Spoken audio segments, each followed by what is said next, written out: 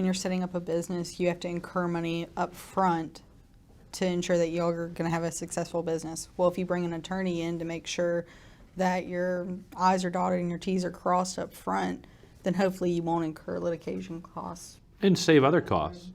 I've seen a lot of individuals that will go out and hire engineers, and they will hire architects, and they will have $30,000, $40,000 already in a project, and then be like, oh, it's not the right zone, right? So then they go to the city council, and they're like, well, I've already spent $40,000 on this. You're a nice guy. I need to get this zone changed. And council's like, sorry, we didn't tell you to spend $40,000. We don't want to have use X at that location.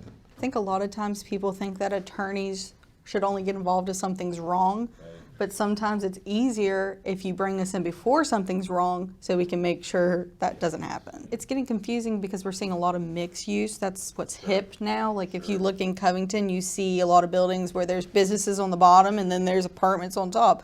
So what's that zone? But a lot of mixed use also, if you look at a lot of those zones, it doesn't necessarily mean everything is allowed, no questions asked. A lot of times it's deferring it to a board of adjustments, or it's using a conditional use permit or some other process where a legislative body is making a decision on that mixed use. So it's not necessarily everything goes. In some regards, it's the ultimate form of control, where now any decision that's in that zone is controlled by a legislative body. But I don't think the average person walking down the street would know that. But if you go and get an attorney, Jack can tell you that.